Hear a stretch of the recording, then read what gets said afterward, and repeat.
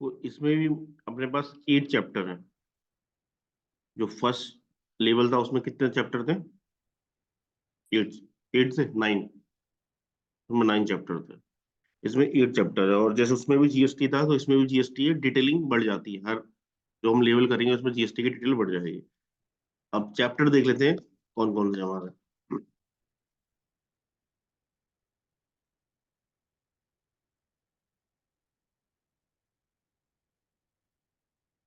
तो फर्स्ट जो चैप्टर है हमारा, वो है स्टोरेज और क्लासिफिकेशन ऑफ इन्वेंट्री।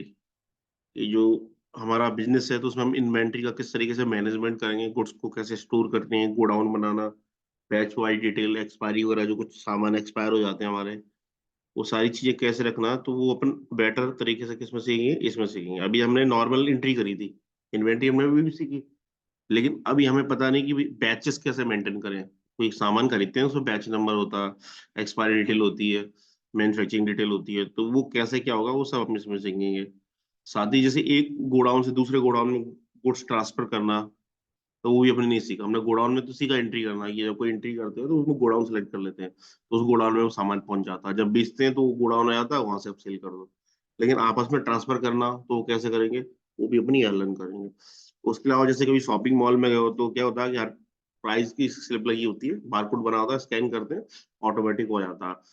तो वो सिस्टम कैसे उसमें होगा, कि ऑटोमेटिक अपन सिर्फ क्वांटिटी डालें। जैसे राइस डाला, इंडिया गेट बासमती राइस, उसके आगे 5 किलो केजी डाला, वो अपने आप उसकी प्राइस निकाल दे। अभी हमें डालनी पड़ती, 16,000 रुपए का था, ये था।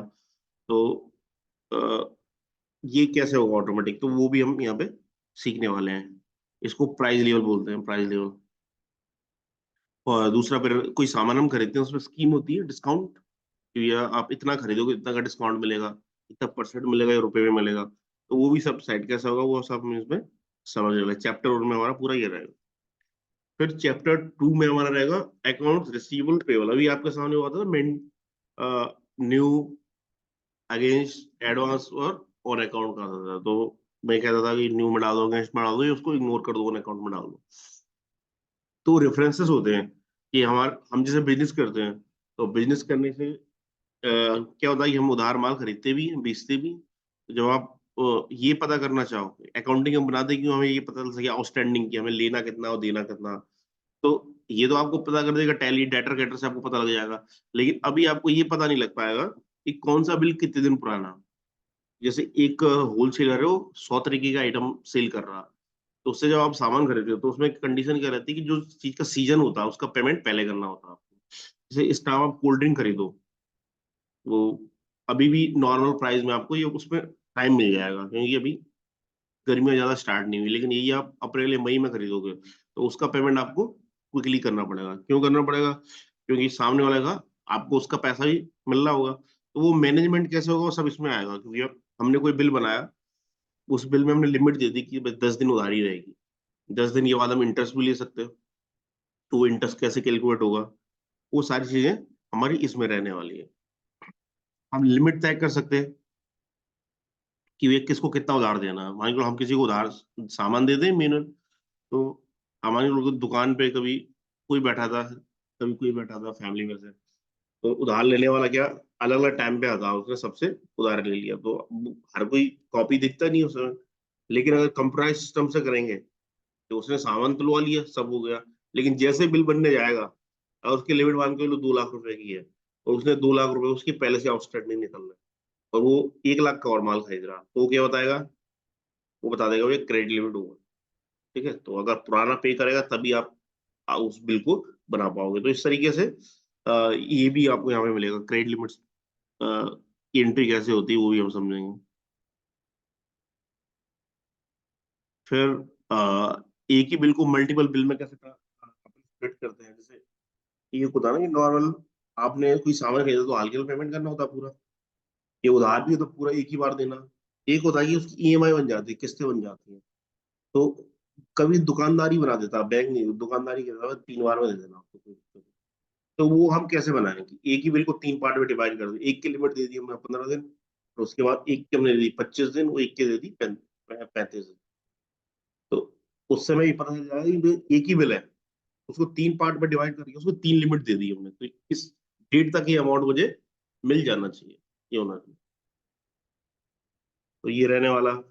उसके अलावा परचेज ऑर्डर और सेल्स ऑर्डर मैनेजमेंट, किसी बड़ी कंपनी में अगर जॉब करोगे तो वहां ये आपको यूज में आएगा।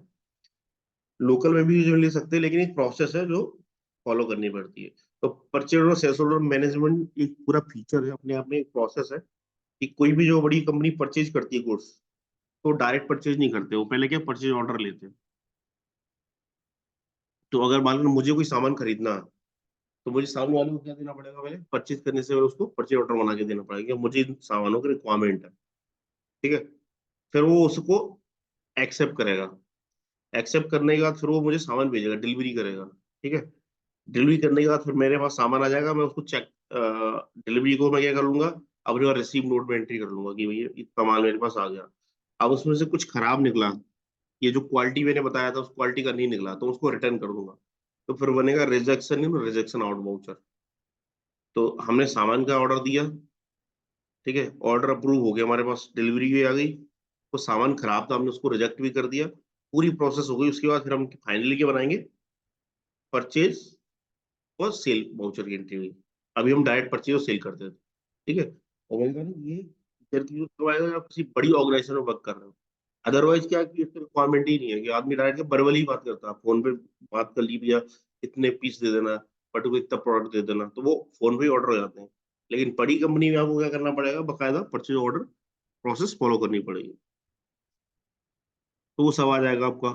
बीच में जैसे हमने कोई सामान का ऑर्डर दिया था, मान लो पूरा नहीं हो रहा है, क्वांटिटी कम है, तो उसको कैसे हम हटाएं, मैनेज करें, वो सारी चीजें आएंगी। रीऑर्डर लेवल, कि हम कोई सामान जैसे सेल करना चाहे तो हमें बता दे भैया जब रीऑर्डर का टाइम आ गया। रीऑर्डर में कंडीशन फिक्स कर दें कि भैया इतने पीस हो तो हमें इतने पीस और परचेज करने हैं। तो वो सब आपको यहाँ मिलने वाला है। गोडाउन ट्रांसफर मैंने बताया था वो तो। उसके अलावा एडिशनल कॉस्ट ऑफ परचेज, हम कोई सामान खरीदते हैं तो उसमें हमारा भाड़ा लग जाता है, पैकेजिंग कॉस्ट लग जाती है। तो ऐसे खर्चे जो हमें सामान ने कोई खरीदा, गुड्स परचेज किया, उसकी वैल्यू में ऐड करने हैं, तो उसके लिए पर्टिकुलर एक फीचर दिया हुआ है, जिससे आप पता लगा सकते हैं कि कोई आपने सामान खरीदा तो उस पर खर्चा कितना हुआ, और उस खर्चे को ऐड किस तरीके से हम कर सकते हैं टैली के अंदर। वो इस चैप्टर में होने वाला है। उसके बाद नेक्स्ट चैप्टर है हमारा कॉस्ट प्रॉफिट सेंटर। तो इसमें क्या, कोई भी खर्चा जो होता है हमारा, उसका हम ब्रेकअप कर सकते हैं, डिटेल रख सकते हैं। जब भी हम एंट्री करते थे तो क्या डालते थे, सैलरी 5,000 10,000 रुपये, नॉर्मल एंट्री आपकी हो जाएगी। लेकिन सैलरी जो हम देते हैं, अगर कोई बड़ी ऑर्गेनाइजेशन है तो वहाँ 10 लाख रुपए सैलरी दे रहे हैं, 1 करोड़ रुपए मंथली सैलरी दे रहे हैं। वो 1 करोड़ रुपए 20 लोगों में जा रही है, 25 लोगों में जा रही है। जो 1 करोड़ रुपए 25 लोगों में जा रही है, तो कितना कितना जा रही है, तो उसके डिटेल रखना हो, तो उसके लिए हमें किसी की जरूरत पड़ेगी, कॉस्ट सेंटर। क्योंकि नॉर्मली हम डाल देते हैं छोटा अमाउंट है कैश में, लेकिन 10,000 से ऊपर का खर्चा आप कैश में नहीं डाल सकते as per income tax rule.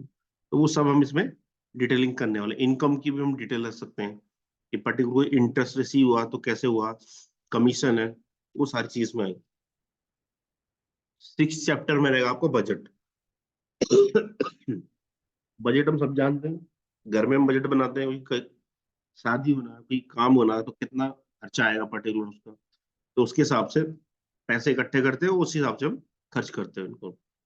Government अपना बजट बनाती है हर साल कि भी हमें इतना डेवलपमेंट का काम करना है, इतना हम टैक्स कलेक्ट कर लेंगे, उस हिसाब से काम होता है। तो इसी तरीके से ये कंपनी वर्क करती है, तो वो भी क्या बनाते हैं, अपना बजट बनाते हैं अपना एक, कि भैया हमें कंपनी को ये टारगेट अचीव करना है, तो उसके लिए हमारे पास ये बजट है, तो इसमें हम इतने खर्चे करने हैं। तो हमने एक बार बजट बना लिया, फिर हम क्या करते हैं कि जो रियल में हमारा काम करते जा रहे हैं उससे उसको मैच करते जाते हैं, कि भाई जो हमने टारगेट रखा था वो आप पहुंच रहे हैं कि नहीं पहुंच रहे। जैसे आप कंपटीशन एग्जाम की तैयारी करते हो, तो वो स्पीड है, तो बाकी जो भी चीजें रहती है, तो उसको ट्रैक करते रहते हैं, मॉक टेस्ट वगैरह दे के कि सही ट्रैक पे आएंगे, नहीं है कोई मिस्टेक तो नहीं हो रहा, आपको क्या किस जगह पे इंप्रूवमेंट करने की जरूरत है। तो वही बजट का रहता है कि भाई हमने बजट बनाया, तो हम पैसा ही देख नहीं, पैसा दूसरे काम में खर्च हो रहा है, बजट हमने दूसरी चीज के लिए बनाया था, तो उसको सही कैसे किया जाए। कई बार ये होता है कि किसी काम की अभी बजट बनाया था लेकिन किसी कारण से नहीं हो पा रहा हो, और एक काम ऐसा जो स्पीड से हो सकता है, तो हम क्या, फ्लेक्सी बजट, उस पैसे को उठाकर दूसरी जगह यूज कर सकते हैं। तो वो सब आपको बजट में मिलने वाला, सिनेरियो में मिलने वाला, कि एक प्रोविजन आपको बनाना कि अभी जैसे मार्च कंप्लीट नहीं हुआ और मुझे बैंक से लोन लेना, तो बैंक वाले ने कहा कि आप मार्च तक एक टेंटिव बता दो कि आप कितने का टर्नओवर कर लोगे। तो अभी तक मेरा एक्चुअल आ गया आज की डेट जो है 11 तारीख तक का, और बाकी 20 दिनों का, और मैं क्या उसको एक टेंटिव वैल्यू डाल के दे दूंगा। तो वो टैली के अंदर हम कैसे डालें कि वो एंट्री हो जाए, लेकिन वो एंट्री क्या रिपोर्ट में रिफ्लेक्ट नहीं होगी, जब हम चाहेंगे तभी रिफ्लेक्ट होगी। तो वो सब सिनेरियो में आ जाएगा, रिवर्सिंग जनरल में आ जाएगा। फिर जैसे हमारा चैप्टर 6 था, ऐसे हमारा इसमें चैप्टर 7 है। तो चैप्टर 7 में क्या, जनरेटिंग एंड प्रिंटिंग रिपोर्ट। तो उसमें चैप्टर 6 था जिसमें हमने फर्स्ट चैप्टर से लेकर फिफ्थ चैप्टर तक जो भी ट्रांजेक्शन किए थे उसकी रिपोर्ट बन के हमारे सामने आती थी, पहले से profit loss account, cash flow, fund flow, receipt, payment. तो उसी तरीके से जो हमें हमें 6 चैप्टर करे हैं, हर चैप्टर में से कुछ ना कुछ नई रिपोर्टें बनी है। पुरानी जो रिपोर्ट है वो तो बनेगी, लेकिन साथ साथ में क्या बनेगी, नई रिपोर्टें बनेंगे। तो आपका stock summary, godown wise stock की एबिलिटी कितनी है, स्टॉक क्वेरी, मूवमेंट एनालिसिस, ये सब आपको यहाँ पे मिलेंगे। प्रॉफिट लॉस बैलेंस शीट की तो मिल रही है, क्योंकि अकाउंटिंग का फाइनल ऑब्जेक्ट क्या, कि हम बिजनेस की प्रॉफिट लॉस को पता कर सके। तो वो हमें पता कैसे चलेगा, वो हमें पता चलेगा प्रॉफिट लॉस अकाउंट से, बैलेंस शीट से। फिर इनवॉइसेस कैसे प्रिंट करते हैं, तो वो भी सब आएगा इसमें। उसके अलावा फिर हमारा आएगा जीएसटी। तो जीएसटी हमने नॉर्मल एंट्री तो हमने कर ली थी जीएसटी की, लेकिन इसमें आपका रहेगा ई वे बिल। ई वे बिल कैसे बनाते हैं, हम कोई एंट्री करें पर्टिकुलर, तो मैंने कहा ना 50,000 से ज्यादा का अगर गुड्स होता तो मैं उसका ई वे बिल बनाना पड़ता। तो ई वे बिल कैसे बनेगा, तो वो सब हम चैप्टर 8 में सीखने वाले हैं। ई वे बिल, ई इनवॉइस, और बाकी वही ट्रांजेक्शन होंगे। रिटर्न हमारे 3 बनते हैं, GST R1, 3B और GST R9 एनुअल रिटर्न। तो ये सब इस चैप्टर में हमारा लेवल में होने वाला, ठीक है। तो कई सारी चीजें ऐसी हैं जिनका बेसिक आप चैप्टर 1 में सीख गए हो। तो जब आप कोर्स करते हो तो मैं आपको बता देता हूँ कि टैली कैसे लेबल्स में होती है। तो आपने अगर बेसिक कॉन्सेप्ट आ गया, बस हमें जनरली नॉलेज चाहिए टैली की, तो वो आपका काम हो गया, है कि नहीं। लेकिन अगर टैली और डीप नॉलेज चाहिए अपने को, ऐसी चाहिए कि हम जॉब में जाएं तो एक जो डाटा एंट्री की होती है उससे ऊपर जाएं, तो आपको लेवल 2 करने की रिक्वायरमेंट है। अदरवाइज आपको सिर्फ डाटा एंट्री नॉर्मली करनी है, तो वो लेवल में आप सीख गए, आप परचेज कर लोगे, सेल कर लोगे, सारी मतलब वो जो एंट्री जो होती है, ऐसा कुछ भी नहीं है जो आप नहीं कर पाओगे। लेकिन और जो प्रोसेस में होती है वो आप नहीं कर पाओगे, तो उसके लिए आपको लेवल 2 और 3 करने हैं, ठीक। तो ये चीज हो जाएगी। और दूसरा, फीस का सिस्टम पता रहता है आपको, है कि नहीं। एडवांस लेता हूँ तब पढ़ाता हूँ। आप पुराने हो तो आपको 1 हफ्ते की हाईएस्ट वो दी जाएगी, नेक्स्ट मंडे अगर किसी की फीस नहीं है तो फिर वो उसके बाद होगा। ये कि फीस का अपन चर्चा कम करते हैं, एक बार आपने फीस जमा कर दी, फिर पूरे महीने 2 महीने अपने को स्टडी करना, ठीक। ठीक है। तो फर्स्ट चैप्टर हमारा आ रहा, नाम क्या, storage and classification of inventory. तो इन्वेंट्री के बारे में कोई जानता।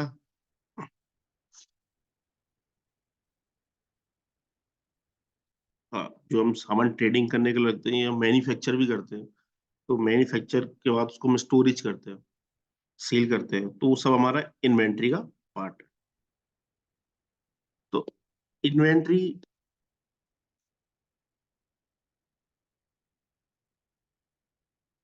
इन्वेंट्री में पर्टिकुलर क्या रहेगा, कोई सर्विस है, जैसे सर्विस बिजनेस है तो उसमें इन्वेंट्री नहीं रहती। जैसे मैं आपको सर्विस प्रोवाइड कर रहा हूँ, अभी मैं टीचर हूँ, है कि नहीं, 11 बजे मैं वकील बन जाऊँ, तो वहां भी मैं कोई गुड्स पर सेल नहीं कर रहा, तो मेरे को इन्वेंट्री की रिक्वायरमेंट नहीं है। मेरे पास क्या एसेट है, जैसे बुक है, बुक मेरे लिए एसेट है।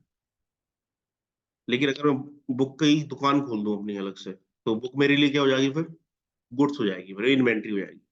अदरवाइज मेरे लिए फिक्स एसेट है कि नहीं, बुक है, प्रोजेक्टर है, लैपटॉप है, फर्नीचर है, जो भी मेरा, वो मेरा एसेट है। तो अगर आप बिजनेस कर रहे हो जिसमें कमोडिटी है, गुड्स है, तो आपको इन्वेंट्री मैनेजमेंट करना मस्ट है। अब जैसे कुछ बिजनेस देख लेते हैं जिसमें इन्वेंट्री होती है, तो मैक्सिमम जितने भी गुड्स के बिजनेस होते हैं 100% में इन्वेंट्री होती है। जैसे कोई कंस्ट्रक्शन कंपनी है, उसमें इन्वेंट्री होगी, कोई सामान वो खरीदेंगे, ठीक है, उसको फिर उन्हें रोड पे डामर बिछाना, गिट्टी बिछानी है, तो उसका सब हिसाब किताब रखना। किराने की दुकान पे चले जाओ तो किराने की दुकान पे जो भी सामान रहता है सब इन्वेंट्री है, ठीक है। इलेक्ट्रॉनिक्स की दुकान पे जाओ, मोटर बाइक की दुकान पे जाओ, किसी भी जगह जाओ तो हर जगह क्या बिजनेस में इन्वेंट्री। और हमारा जॉब करने का पर्पज है, तो इन्वेंट्री वहाँ मस्ट है। सिर्फ गवर्नमेंट डिपार्टमेंट में भी क्या, वो एसेट रहती है उनकी, क्योंकि वो क्या कर रहे हैं, कोई पर्टिकुलर काम कर रहा है उन्हें। लेकिन कुछ डिपार्टमेंट ऐसे हैं जहाँ इन्वेंट्री और मैनेजमेंट करना होता है, जैसे अस्पताल। तो अस्पताल में क्या है कि वो दवाइयाँ जो आती हैं, तो उनको वो देते हैं, सेल नहीं करते, उनको फ्री में दे रहे हैं, विदाउट, तो उसको प्रॉफिट के बेच रहे हैं उनको। लेकिन उसको हिसाब किताब तो रखना पड़ेगा, कितनी आई कितनी गई, तो उनको भी इन्वेंट्री अपने पास मेंटेन करनी पड़ती है, ठीक है। तो इन्वेंट्री बहुत इंपॉर्टेंट चैप्टर है, तो इन्वेंट्री जितने अच्छे से आपको क्लियर होगी, तो आप जॉब करने जाओगे तो वहाँ उस चीज का मेंटेन, दुकान बता दी मैंने, मोबाइल की दुकान पे जाओगे उस पर इन्वेंट्री, कंप्यूटर वाले पे इन्वेंट्री है, तो हर जगह हमें इन्वेंट्री मिलेगी, है कि नहीं। तो टैली से हमारा क्या हो रहा, जो भी हमारा मेनुअल अकाउंट था वो कैसा हो गया आज की डेट में, कंप्यूटराइज हो गया। हम एक्सेल में भी ये काम कर सकते हैं। एक्सेल में आपको बताऊंगा इसी में जो बताया, तो एक्सेल में भी हम बना सकते हैं, debit credit balance sheet profit loss सारे काम हो जाएंगे, लेकिन ऑटोमेटिक नहीं होंगे। पहले आपको डेबिट क्रेडिट बनाने पड़ेंगे, क्या बनाने पड़ेंगे, ledger, journal voucher, journal create करना पड़ेगा। जनरल के बाद उनके फिर लेजर क्रिएट करने पड़ेंगे। फिर लेजर के बाद हम ये क्या बनाने पड़ेंगे, फिर ट्रायल बैलेंस, क्योंकि वो प्लस माइनस का दिक्कत हो जाएगा। ट्रायल बैलेंस के बाद फिर वो आप profit loss, balance sheet, trading account, ये सब क्रिएट करना पड़ेगा। तो वो जो ये बाकी का प्रोसेस है वो मैनुअल करना, तो मैनुअल करने में मिस्टेक हो सकती है, इसीलिए हम क्या यूज करते हैं, सॉफ्टवेयर यूज करते हैं, अकाउंटिंग सॉफ्टवेयर टैली। अब देखो किसी भी जो बिजनेस है, उसमें सप्लाई चेन मैनेजमेंट रहता है, एक डायग्राम दिया हुआ, देखो इससे समझ में आएगा। और रॉ मटेरियल रहता, तो रॉ मटेरियल को हम क्या करते हैं, प्रोडक्शन करते हैं। और प्रोडक्शन करने के बाद उसको क्या करते हैं, पर स्टोरेज करते हैं। जैसे लोकल में हमारे मूंगफली होती है, ठीक है, तो मूंगफली हम कच्ची खरीदते हैं, ठीक है, जिसमें उसका छिलका साथ में होता है। फिर हम क्या करते हैं, उसका छिलका उतार के सिर्फ दाना दाना अलग कर देते हैं, अच्छी क्वालिटी का स्टोरेज करते हैं। फिर उसको ट्रांसपोर्टेशन करते हैं, और ट्रांसपोर्टेशन के बाद उसको हम सेल कर देते हैं, ठीक है। तो यहाँ वही प्रोसेस बताइए कि रॉ मटेरियल, प्रोडक्शन, फिर उसको स्टोरेज करो, फिर उसको आप ट्रांसपोर्ट करो, और ट्रांसपोर्ट के बाद क्या, फिर आपने गुड्स सेल कर दिया, फिर उसमें कुछ क्वालिटी कम का निकला। मैंने कहा ना, आप ऑर्डर देते हैं पहले कि मुझे इस क्वालिटी का चाहिए, अब सामने वाले ने आपको ऑर्डर दिया, आपने बनाया भी, लेकिन कुछ तो बन गए, कुछ में क्वालिटी कम निकली, प्रॉपर नहीं निकली, तो आपको क्या करेगा, गुड्स रिटर्न करेगा। तो जो एक बिजनेस है उसमें जो हमें इन्वेंटरी का मैनेजमेंट हो, इस तरीके से चलेगा, ठीक है। हम रॉ मटेरियल परचेज करेंगे, कलेक्ट करेंगे, उसको प्रोडक्शन करेंगे, उसका प्रोडक्शन जब हो जाएगा तो बन के तैयार किया उसको स्टोरेज करेंगे, है कि नहीं, क्योंकि ऐसा नहीं होता कि हमने बनाया और वहीं से सेल कर दिया फैक्ट्री से। उसको बना के हमने स्टोरेज अलग गोडाउन में रखा, वहाँ प्रॉपर उसकी पैकिंग की बाकी वर्किंग होगी, फिर उसको ट्रांसपोर्टेशन करना पड़ता है। जैसे हम टूथपेस्ट यूज करते हैं, तो टूथपेस्ट बनता है कि चिपड़ी में, नहीं बनता ना, लेकिन यूज हम कर रहे हैं, तो वो ट्रांसपोर्ट होके आया। तो वैसे जैसे बम्बई है, कोई दूसरा स्टेट है जहाँ मूंगफली नहीं होती, तो मूंगफली तो उनको भी खाना है, तो हमारे पास मूंगफली है, तो हम क्या करते हैं, उसको यहाँ से ट्रांसपोर्ट करके सेल कर देते हैं। तो ये पूरी एक चार्ट के फॉर्म में हमने समझ लिया।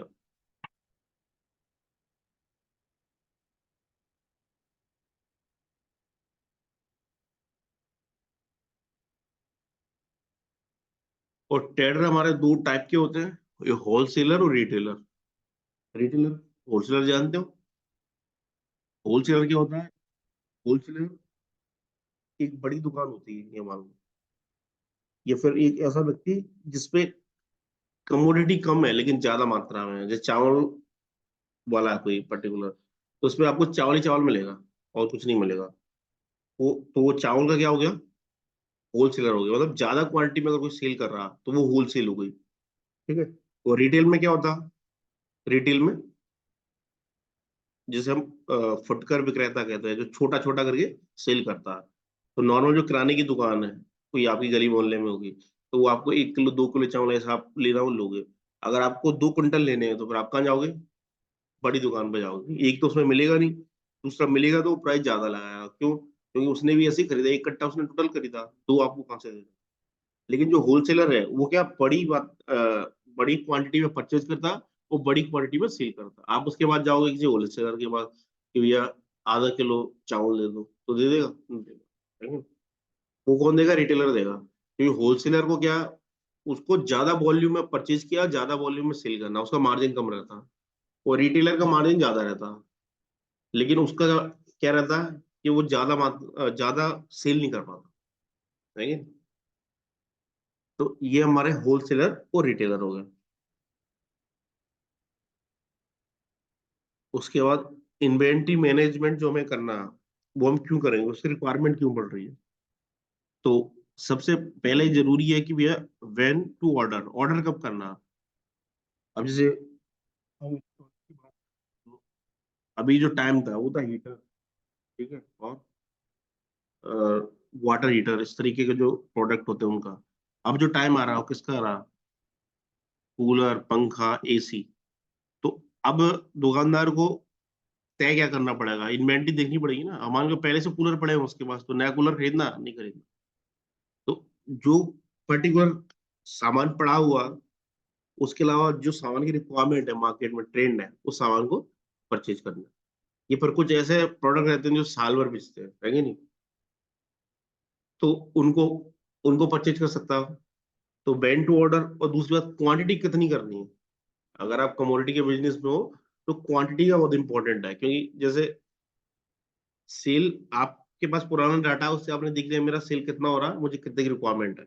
और अगर आपने ऐसा गुड्स परचेज कर लिया जो सेल नहीं हो रहा ज्यादा मात्रा में, तो क्या आपका पैसा ब्लॉक हो गया ना? पेमेंट तो करके आया और सेल नहीं हो रहा, तो आपका पैसा ब्लॉक हो गया। तो इसलिए क्वांटिटी का बहुत इंपॉर्टेंट है कि भी आप जो आपका डाटा है उससे डिसीजन ले पाए कि भाई कितनी क्वांटिटी मुझे लेनी है किसी प्रोडक्ट की, ताकि सब तरीके का गुड्स आप पे रखा हो जाए। नहीं तो क्या होगा, जैसे दुकान देखी है, सब तरीके का सामान है, अब पर्टिकुलर आप गए, आपको दो चीजें मिली, दो चीजें नहीं मिली, तो दो चीजें आपने परचेज कर ली वहां से, दो चीजें दूसरी जगह से purchase करो। तो कोशिश क्या करते हैं कि पूरी रेंज रखी जाए। किसी इलेक्ट्रॉनिक्स की दुकान में जाओगे तो पंखा, कूलर, सारी चीजें आपको मिल जाएंगी। क्यों करते हैं ऐसा? ताकि पूरी जो वो है, सेल है, प्रॉपर हो सके।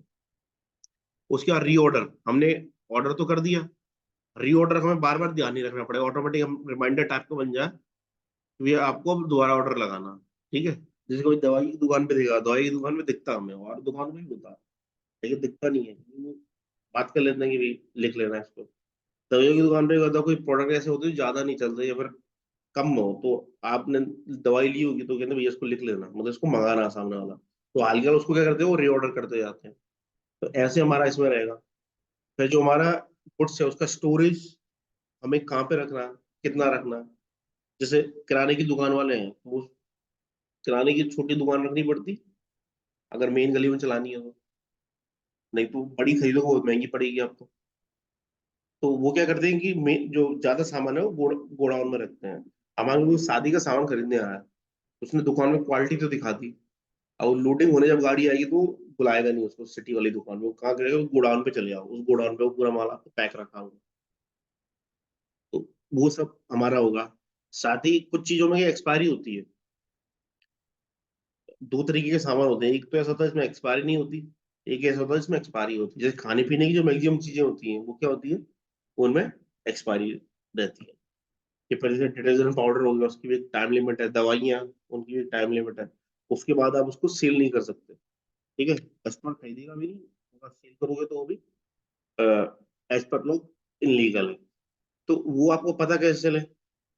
तो उसके लिए भी टैली में मैंने कहा ना फीचर दिया हुआ कि आप जब भी कोई परचेज करोगे तो आपके सामने डेट आएगी, मैन्युफैक्चरिंग डेट क्या, एक्सपायरी डेट क्या, आप उसे मेंशन कर दो। जब सेल करने जाओगे तो भी वो बता देगा आपको। और उसके बाद मान लो कोई चीज एक्सपायर हो गई, वो आप सेल करने जाओगे तो वो बताएगा ही नहीं। एक्चुअल में तो गोडाउन में माल पड़ा हुआ, लेकिन वो कैसा है, एक्सपायर है, इसलिए वो सेल करते सामने समय नहीं बताएगा। आपको उसकी रिपोर्ट चेक करना हो, एक्सपायरी रिपोर्ट, तो वो आपको निकाल के बता देगा कि भाई इतना समय इस तारीख को एक्सपायर होने वाला, ताकि उससे क्या होगा कि हम जो एक्सपायर होने वाला सामान एक्सपायर होने से पहले सील कर दे, अदरवाइज क्या हमारा वो लॉस है। ठीक है, एजिंग एनालिसिस जो आती है, कौन सा सामान कितना पुराना है हमारा, तो वो भी हमें टैली बता के देगा। ठीक है, उसके अलावा जो स्टॉक है हमारा, उसकी एबिलिटी कस्टमर को किस जल्दी कैसे करा पाए।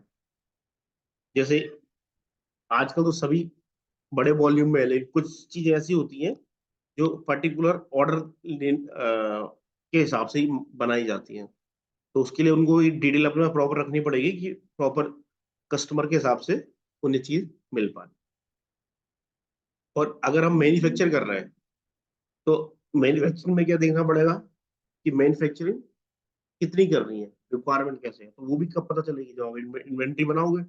आपने इन्वेंट्री बनाई, गुड्स का प्रोडक्शन किया, सेल किया, तो आपको उससे आइडिया मिल गया कि भाई इस गुड्स की ज्यादा डिमांड है तो इसको मैं बनाऊं। तो लोकल में कोई ऐसा समझ में आया नहीं होगा आपको, तो समोसे की दुकान पे गए हो कभी, वो ऐसे ही होता है ज्यादातर। समोसे कैसे बनाते हैं, वो कुछ रखे होते हैं बने हुए, है कि नहीं, और वो सेल हो रहे हैं, तो कुछ उनने अभी तले नहीं है, जैसे ही वो सेल हो गए तो उसमें और डाल देते हैं, तो उनका भी इन्वेंट्री मैनेजमेंट है। ठीक है, वो टेली इन्वेंट्री नहीं कर रहे, लेकिन वो मैनेज तो कर रहे हैं अपनी इन्वेंट्री, उन्हें लगा हुआ कस्टमर आ गए तो समोसे तल दिए उन्होंने, अब समोसे तल दिए और फिर देखा कि बड़ी खत्म हो गई, तो उन्होंने वो चीज कर दी। तो ऐसे ही बिजनेस में होता है कि बिजनेस वाला भी क्या करेगा, पर्टिकुलर जो गुड्स की सेल हो गई उसी को मैन्युफैक्चर करना है ना। अब आपने ऐसे गुड्स को मैन्युफैक्चर कर दिया, ऐसे गुड्स को बनाया जो सेल ही नहीं हो रहा, उसकी डिमांड ही नहीं आ रही आपके, जो बिजनेस होता है पूरी प्रोसेस होती है। कुछ लोग ऑफिस में बैठे रहते हैं, जिसे हम डेस्क वाली जॉब कहते हैं, डेस्क डेस्क पे बैठ के काम कर रहे हैं। कुछ लोग मार्केट में घूम रहे हैं, वो ऑर्डर लेके आ रहे हैं। कुछ टीवी में ऑनलाइन मार्केटिंग हो रही है, एड मार्केटिंग हो रही है। एक हमारी फैक्ट्री होती है जहाँ कुछ बन रहा होता, पूरे इंटीग्रेटेड पार्ट होता, तो सब मिलके क्या करते हैं, एक बिजनेस के लिए वर्क करते हैं, तब एक बिजनेस काम करता है। तो मैन्युफैक्चरिंग हमें कितनी करनी, क्या करनी है, तो जब इनपुट मिलेंगे उसी हिसाब से करेंगे। अदरवाइज हमें मैन्युफैक्चरिंग ऐसे सामान की कर ली, जैसे अभी आप ऊनी कपड़े की बनाओगे, तो बना लो, कोई दिक्कत नहीं, लेकिन अभी सेल होंगे क्या, नहीं होगा ना। सेल तो जब सर्दी का टाइम आएगा तब होंगे। तो अभी तो आपको गर्मी के हिसाब से, अगर आपकी मान लो फैक्ट्री है इसमें कपड़े बनते हैं, कौन से कपड़े बनाने पड़े जो गर्मी में सेल हो सकते, तो ये सारी चीजें हमें इन्वेंट्री से मिलने वाली है। ठीक है, तो चैप्टर हमारे बहुत इंपॉर्टेंट। तो नॉर्मल एंट्री की बात करें तो आपको आती है, परचेस सेल हो गया। जो एडवांस रहेगा, वो एडवांस ये रहेगा कि हमें अंदर की डिटेल पता है। तो जो जॉब करने जाओगे तो हो सकता है एक, जो हम कहते हैं ना, किसी को 10,000 रुपये मिल रहे हैं महीने के, किसी को 10,000 रुपये पर आवर मिल रहे हैं, है कि नहीं? किसी को उससे ज्यादा मिल रहे हैं, तो वो किससे डिसाइड होता, इसी से डिसाइड होता है कि वो नॉलेज करती है। जैसे आपने एक आईटीआई होता है लोकल, 10th पास के बाद आपने कर लिया वेल्डर से, आप भी एक तरीके से टेक्निकल इंजीनियर बन गए, और एक पर्टिकुलर बीटेक करता, तो वो स्किल का डिफरेंस रहता है कि उसको और भी प्रॉपर स्टडी पता, आपको सिर्फ बेसिक ही पता। तो स्टडी उसी हिसाब से करनी पड़ेगी, है कि नहीं, पहले जो लेवल हमने किया वो हमने कर दिया। इसमें जो चैप्टर रहेगा वो लेंथी रहता है, एक ही चैप्टर में हमें 10 दिन लग जाएंगे, 7 दिन लग जाएंगे, तो उसको उसी हिसाब से करना है, उसी हिसाब से वर्किंग होनी है। तो गुड्स हमारा 3 कैटेगरी में होता है, एक तो रहेगा रॉ, दूसरा रहेगा वर्क इन प्रोग्रेस, फैक्ट्री में रखा हुआ अभी बन के तैयार नहीं, प्रोसेस चल रही है उसमें, तो वर्क इन प्रोग्रेस। और तीसरा होता है हमारा फिनिश गुड्स। तीसरा क्या होता है, फिनिश गुड्स। फिनिश गुड्स होगा बन के तैयार है, इसको हम सील कर सकते हैं, वो हमारा फिनिश गुड्स होता है। उसके बाद गोडाउन हमारा होता है। गोडाउन हमारा क्या होता है, जहाँ पे हम गुड्स को स्टोरेज करके रख सकते हैं। एसक्यू नाम सुना होगा, स्टॉक कीपिंग यूनिट। आपके बिजनेस में क्या क्या स्टॉक है, तो वो हमारा स्टॉक कीपिंग यूनिट कहलाएगा, किन चीजों को हम स्टॉक करते हैं। हमारे 10 प्रोडक्ट हैं तो 10 SKUs कहलाएंगे, 20 है तो 20 हो जाएंगे। ठीक है, फिर सेफ्टी स्टॉक, स्टॉक की सेफ्टी भी जरूरी है। ठीक है, तो हम जैसे घर में ज्यादा वो खरीद लेते हैं, अब तो लोग करते नहीं है, अब तो आटा पिसा हुआ आता है, पहले क्या करते थे, गेहूं खरीदते थे, तो थोड़ा दवाई ववाई डाल के रख लिया ताकि खराब नहीं हो, फिर जब जरूरत पड़ी तो उसको धुल के आटा चक्की में ले गया, पिसा के लिया। हमें बिजनेस में क्या करना पड़ता कि स्टॉक का इंश्योरेंस कर ले, प्रॉपर उसकी पैकेजिंग कर ले। जैसे कभी इलेक्ट्रॉनिक्स के प्रोडक्ट देखिए, ऑनलाइन परचेज किया हो तो प्रॉपर पैक होके आते हैं, तो थर्माकोल लगा होता ताकि थोड़ा हिले मिले भी तो अंदर का जो प्रोडक्ट है वो डैमेज नहीं हो। तो उसी तरीके से प्रोडक्ट आपको प्रॉपर वो रखनी पड़ेगी। रीऑर्डर लेवल बता रखा मैंने, रीऑर्डर कैसे करते हैं तो हमें जानकारी निकल के जाती है। प्राइस लिस्ट का बता रखा। प्राइस लिस्ट क्या होती है, जैसे कोई सामान हमें सेल करना तो भी हम नंबर डालते थे केजी। अभी हमने जैसे टीवी वगैरह बेची है तो उसमें डालते थे टीवी फिलिप्स, तो अमाउंट डालना पड़ता था हाथ से, तो ऑटोमेटिक कैसे आया, तो उसकी हम लिस्ट बना देंगे कि भैया होलसेलर है। फिर ऐसा होता है कि दुकान पे गए हो तो कहते हैं भैया आपको तो मैं अपनी वाली रेट लगाएंगे, ठीक है, होलसेल रेट लगाऊंगा ऐसे बोलते हैं। तो वो हम रेट डिफाइन कर देंगे, होलसेल को अलग रेट में मिलता है, कस्टमर को अलग रेट में मिलता है, ठीक है। और फिर पर्टिकुलर क्वांटिटी पे अलग होता है कि आप एक पीस खरीदोगे तो प्राइस अलग रहेगा, 50 पीस खरीदोगे तो प्राइस अलग रहेगा। वो सब प्राइस लिस्ट में तय होगा। मैन्युफैक्चरिंग एक्सपायरी का बताया मैंने कि हम मैन्युफैक्चरिंग एक्सपायरी डिटेल वगैरह मैनेज कर सकते हैं। डेड स्टॉक है, डेड स्टॉक मतलब लेकिन कोई टीवी टूट गई हो, कोई खरीदेगा नहीं खरीदेगा, तो वो सब चीजें हमें रखनी पड़ेगी। कोई सामान एक्सपायर हो गया तो भी एक तरीके से डेड स्टॉक हो गया। तो ये सब चीज इसमें फिर स्टॉक वैल्यूशन के मेथड है, वो हम समझेंगे कि स्टॉक की वैल्यू।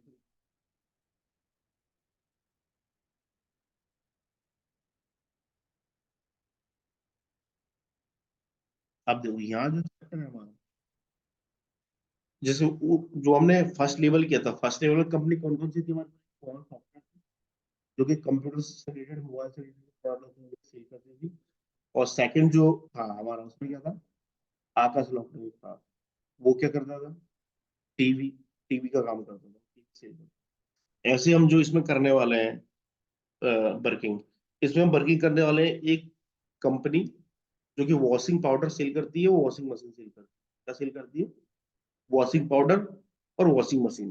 तो वॉशिंग पाउडर की एक्सपायरी डेट रहती है, देखिए उसमें लिखा रहता है, उसमें मैन्युफैक्चरिंग एक्सपायरी भी डेट रहती है। वो जो वॉशिंग मशीन नहीं, वॉशिंग पाउडर की रहती है। वॉशिंग मशीन का तो क्या पर्टिकुलर डेट रहेगा, मैन्युफैक्चरिंग एक्सपायर नहीं रहता, क्योंकि पुरानी हो जाएगी लेकिन यूज तो कभी भी आप कर सकते हो। आज भी जैसे हमारे घरों में अगर कोई चीज हमने प्रॉपर चलाई है, तो टीवी रखी होगी 20 साल पुरानी, अगर चल रही है तो चल रही होगी, है कि नहीं? लेकिन अगर सिर्फ कोई प्रोडक्ट है, खाने पीने की चीज है, उसकी लिमिट है ना। काजू है, काजू खरीदे आपने, तो काजू तो साल 2 साल ही चलेंगे, ऐसे तो नहीं 100 साल रख लोगे काजू, 50 साल लोगे। घी है, घी होता था पहले, बहुत सस्ता होता था घी। लोग कहते थे 5 रुपए किलो हमने घी खरीदा। तो ऐसा तो नहीं कि 50 साल पहले हमने एक जैसे पानी का स्टोरेज जैसे बना दिया घर में, उसमें डाल दिया और 50 साल तक यूज करेंगे, वो चीज खराब हो जाएगी।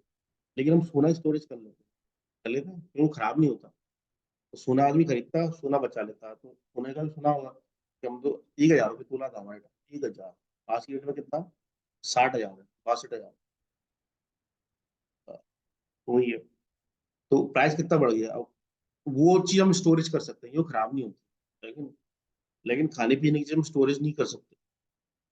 दवाइयाँ, अब दवाइयाँ महंगी हो रही हैं, लेकिन उसको थोड़ी हम स्टोरेज कर लें। सीमेंट है, सरिया है, अब सीमेंट सरिया तो आदमी स्टोरेज थोड़ी कर सकता है, क्यों? क्योंकि वो उसकी क्वालिटी डिफेक्टेड हो जाएगी। आज आज जो ईट है आप 10 साल रख रहोगे तो बदल जाएगा, सीमेंट जम जाएगा।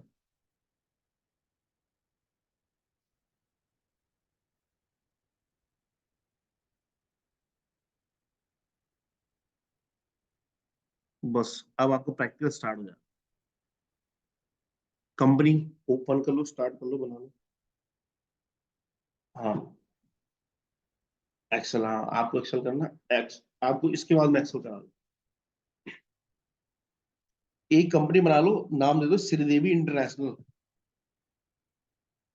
श्रीदेवी इंटरनेशनल कंपनी का नाम है।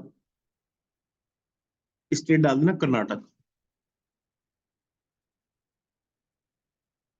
श्रीदेवी इंटरनेशनल एक कंपनी रही है हमारी, जो कि वॉशिंग पाउडर बेचेगी और वॉशिंग मशीन बेचेगी। तो इसमें हमने जो भी पढ़ा, इन्वेंट्री, बिलो वाइज डिटेल, सारी जो चीजें हैं वो सब वो इसमें हमारा हो जाए।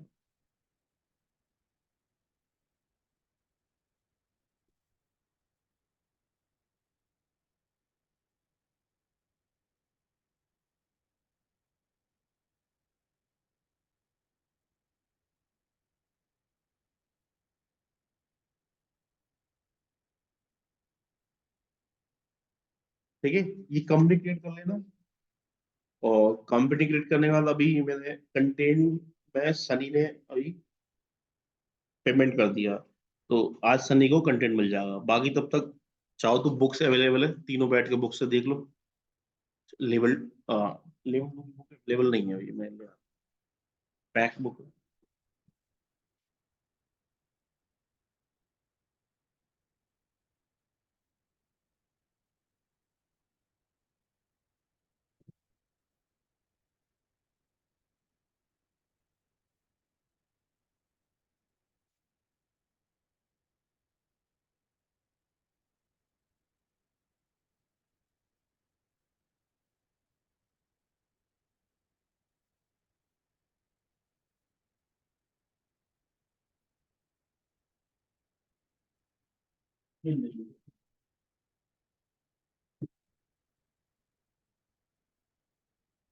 ऑनलाइन जो हमारा रहता है,